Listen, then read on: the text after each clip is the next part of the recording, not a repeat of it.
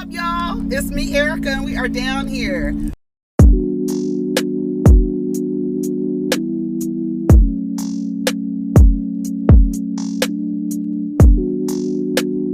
Peace, y'all. Take care of each other. Protect your energy.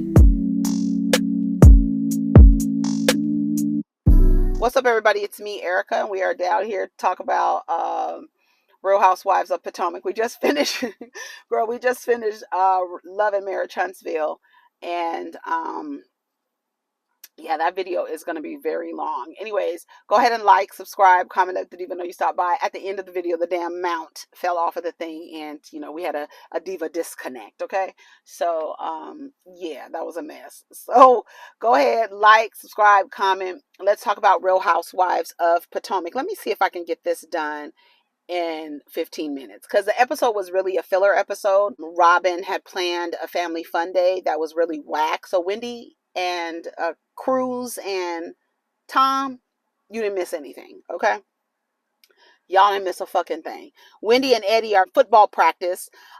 She talks about Peter and telling he was like, that's your buddy, that's not my buddy. Keep it clear, okay? How much money do we need? He was like, she was like, it's 1.6 million. And he was like, 1.6 million? Who's 1.6? And he was like, absolutely not. He was like, well, how much is your cut or whatever? She was like, it's not going to be, a split partnership. It'll be a small share. It's 300,000. He was like, okay. She was like, but something about bandwidth. He was like, I'm glad you got up to your bandwidth. But she says she wants to take every opportunity. I don't think that that's smart. I feel like Anila is like that too. I don't know. I don't know that where that comes from, where you want to take every opportunity. I feel like if it's something that you're not passionate about, it doesn't, the opportunity that you thought it would be doesn't harvest the way that it should, because you planted or you sowed into something that you didn't sow passion into it. You didn't sow passion into it. So it only comes up like, you don't get what you thought you were going to get, right? Does that make sense? I feel like people who chase money, they don't, it's not fulfilling. Like they just need the money, and they're doing things just because there's an opportunity there, and it doesn't pan out, and restaurants are not easy, right? 2 years is like they're cut off, where people are like, okay, if we can make it past the 2-year hump, we can get over that. But yeah, so opportunity, you're going to take opportunity at what cost, right? She says she needs and wants his support, and he was like, who has it all? You can't, you just can't have it all. She tells him about Robyn and how Robyn was basically like, F them kids, you hurt my feelings, and it hurts, those are my kids. She tried to say something, Candace was upset. She left because Robyn said something about Chris, and he was like, Chris who? Like, they trying to get Chris that cooked them dinner? Chris, that's who they talking about? Yeah, that Chris, right? Robyn and Juan are over there having a conversation. I thought their potato sack race was so funny. I thought that was so hilarious. Did you hear the other son tell Juan that he was a bench warmer? She was like, she's stubborn and petty, but she doesn't want people to think it's nothing against the kids. No, I don't think it's nothing against the kids. I think it's something to hurt Wendy. We know what it's for. We don't think you're against children. We think it's whack, right? And that's it. We just think it's whack because the kids are like, but they didn't miss anything. So it's whatever. She didn't really plan anything. She didn't put any effort. She really didn't. I don't know where she got the games from or anything. I don't know what food was out. It was just all over the place. It was very haphazard. It looked very disorganized. You saw it triggered Gizelle, Virgo. She was like, get this shit in order. Like, this is crazy. Like, you don't even know what's going on. Nobody knows what's going on. I don't understand. So Cruz and Tom didn't miss a damn thing. Okay, a damn thing. Robyn says she's gonna call Auntie Candace. I don't know what household you grew up in, in any culture. I don't know whose household you grew up in where somebody will send their kids over to a bitch's house they ain't getting along with. Or what? What? My vulnerable children, I send them into your hornet's nest? No. You're so petty not to invite them in the first place. I don't know what you would do to my children in your company. Absolutely not. That's why I was like, where did Robyn? What household did Robyn grow up in?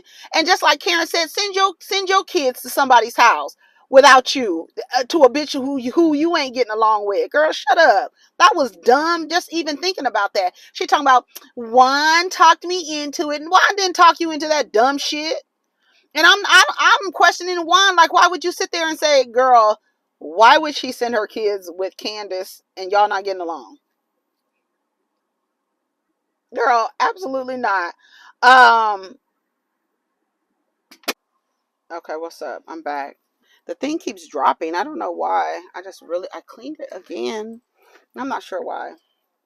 But anyways, so let me drink some of my stuff. So she gets on FaceTime with Candace and she asks Candace to take the kids. She said Juan Dixon spoke sense into her.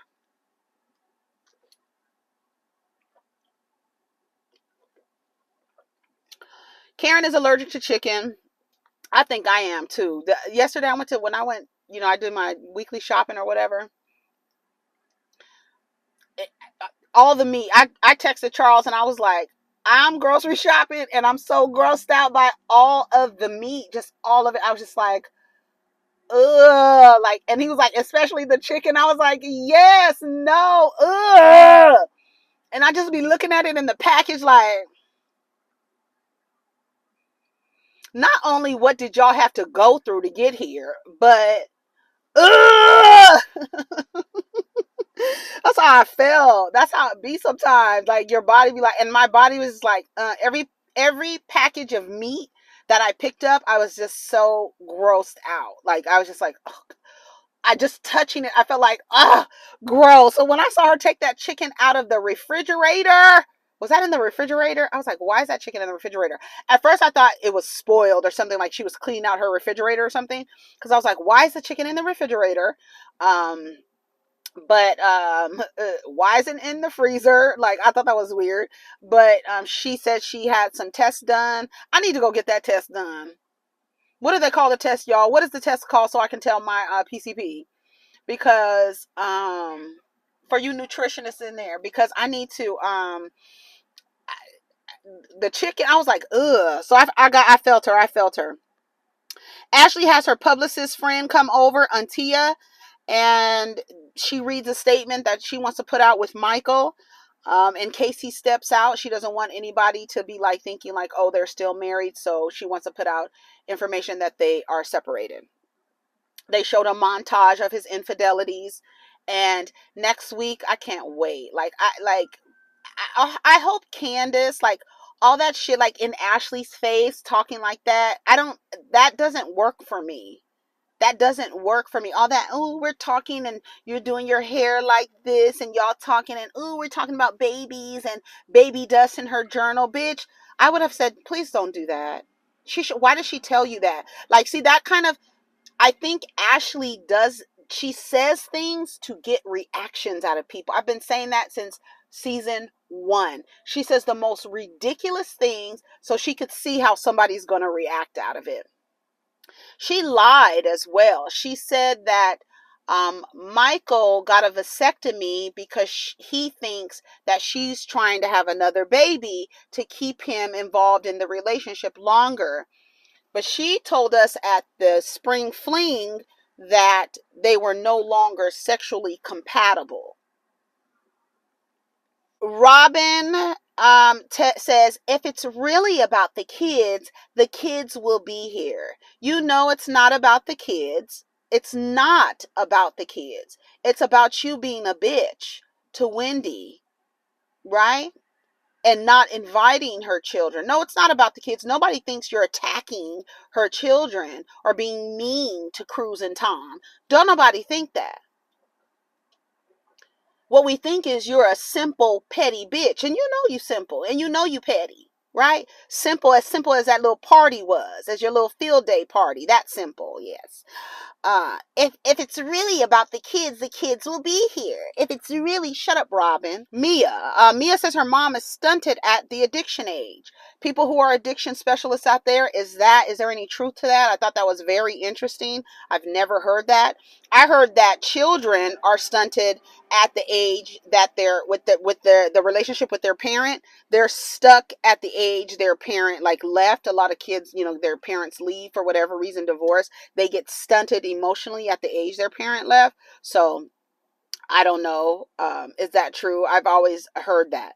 But let me know. I've never heard the addiction. Like when the person gets into the addiction, they stop maturing at the age until they're in rehab, and then they start maturing again. I don't know. Maybe because it's an effect on the brain somewhere. I don't know.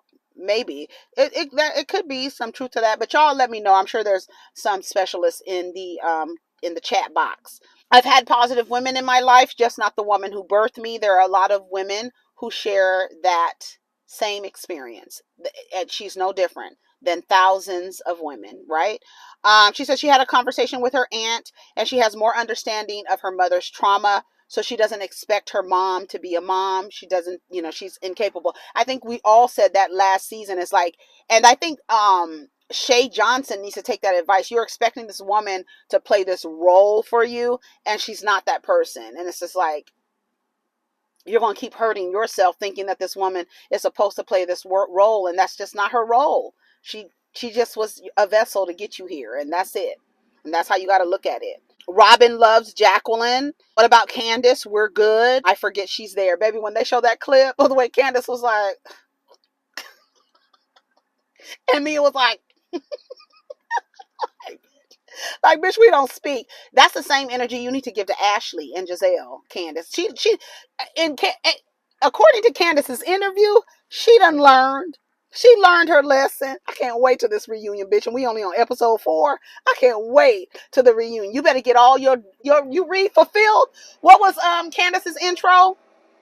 My reads are fulfilled. Yes, they better be ready. You better be gathering them as we gallop down to the damn reunion. Okay, for real. You better get your shit together. Mia, bitch, when Mia got to the park and she told Robyn, "You got us in a field." Bitch. She was like, because Robyn's a little simple. What she say? No, Robyn's regular. Robyn's a little regular. She is. She's very much regular. But that party was really whack. It was really whack. It was really tired and was really through. What the fuck is a future sister-in-law? Melanie, is that her name? Juan didn't come, right? It just seems like more of a mom and kid day. Where are the ribbons? There were no ribbons. Jacqueline brings her they done made up a word, parenting partner. Is that what it is? Parenting partner. This nigga wanted her to do threesomes, and she was doing them for a while. Y'all don't even know what the truth is. What's wild is talking about Ashley talking about she didn't know what she was pansexual or bisexual. She didn't know. Jacqueline talking about she don't know. The agenda, it's really a heterosexual agenda. That's the agenda. Because you don't know. But you in these relationships, and the relationships with these men are not working. They're not working. You're like, why am I in this relationship with them? And then you be asking yourself, why do I like men? Why do I like men? Ask yourself, why do you like men? Ask yourself that. Ask yourself. Robyn didn't plan the event well. Karen starts coughing as soon as Charrisse gets there. She says, I have that effect on people. She doesn't like me for whatever reason. She said when they were at Gizelle's house, Karen was like, who? Like, she asked who Charrisse was. Candace shows up. She speaks to everybody but Gizelle. She even spoke over Gizelle to her own child and said, hey, Grace. I said, oh my God, bitch. Because Gizelle can kiss the very blackest part of my ass. She can. I love the interviews. I'm here for the interviews. I hope that she wears her neck out in these interviews. I hope so. Gizelle's spoken to everyone but me so far. Just tell your husband, don't try to pull me into private rooms. And I saw some headlines that Gizelle says that Candace is taking it too far, right? And you handed it to her. So however long she takes it is up to her. You gave it to her. You didn't have to give it to her that way. You gave it to her that way. You framed it that way. And now you want to gaslight and say you're taking it too far. The same way that Jackie and that they did over there on New Jersey. You don't know what kind of business he's in to where his behavior could be against some kind of moral clause they have in a contract that he signed with his job. You don't know. So however far she wants to take it after you handed it to her, she can take it as far as she wants to go. And I stand by that. I stand by that. Ashley shows up. Gizelle says hi to Dean. He said, ugh. I said, Dean don't like black people. I don't even know what you spoke to him for. Dylan is crying. It just seems like, she got a bunch of unruly little babies over there. Are you house hunting? She says they bid on it fast. Mia asks, is the separation a mutual agreement? She says, well, yeah, I feel like it is because he's not fighting for it. I'm having a hard time, especially today. He had his vasectomy today. Was it planned? Did you hear the record scratch when they said he had a vasectomy today? I said, Arr. Mia said, what? Charrisse said, He thinks I'm trying to get pregnant. One of the reasons we haven't been intimate, and I said I thought it was because they weren't sexually compatible anymore. Mia said she better have 2 more children so she can have 1, 2, 3, 4 checks.